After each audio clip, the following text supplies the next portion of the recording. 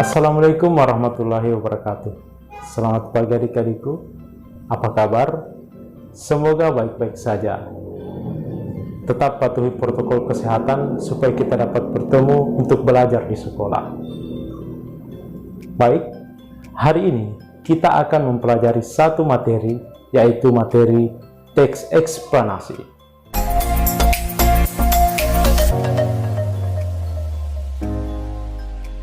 Pernahkah kalian melihat hujan, pelangi, dan kejadian-kejadian lainnya?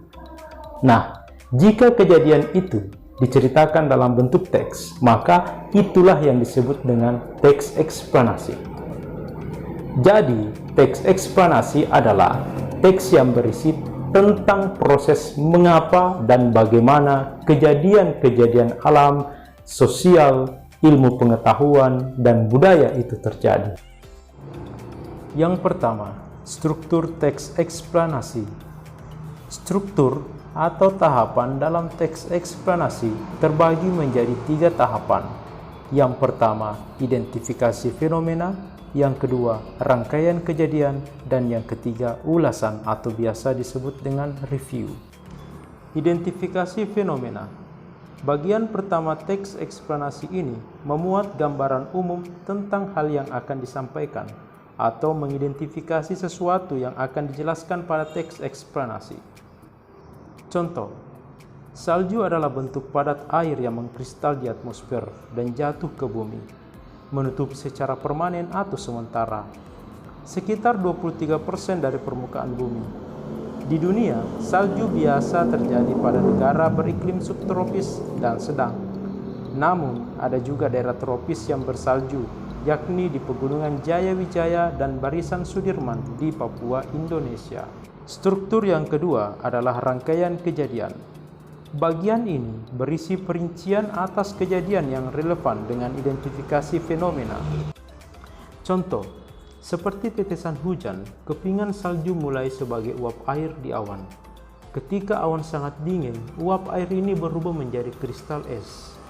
Salju terbentuk ketika kristal es kecil di awan bersatu menjadi kepingan salju atau biasa disebut dengan snowflakes. Saat suhu rendah dan ada kelembaban di atmosfer, kepingan salju terdiri dari kristal es kecil yang banyak dan saling menempel, kemudian akan menjadi cukup berat sehingga jatuh ke bumi. Selanjutnya, yang ketiga, bagian struktur teks eksplanasi, yaitu ulasan. Ulasan atau review adalah bagian yang berupa komentar ataupun penilaian tentang konsekuensi atas kejadian yang dipaparkan. Contoh, lapisan salju memiliki dampak signifikan tidak hanya pada iklim tetapi juga pada tanaman, hewan, dan kehidupan manusia.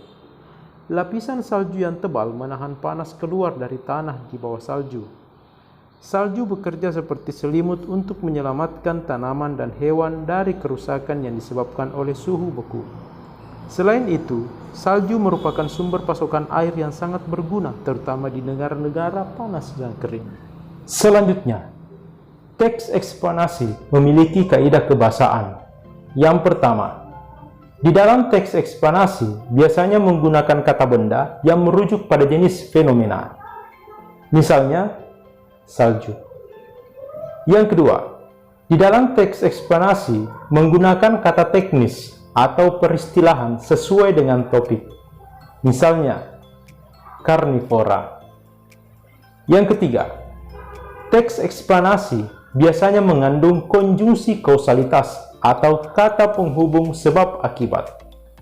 Contoh, kerusakan yang disebabkan oleh suhu beku. Konjungsinya adalah.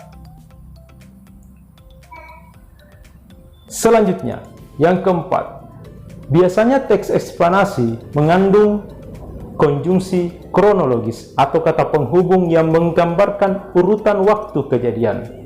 Contoh kalimat, kristal es kecil saling menempel kemudian jatuh ke bumi.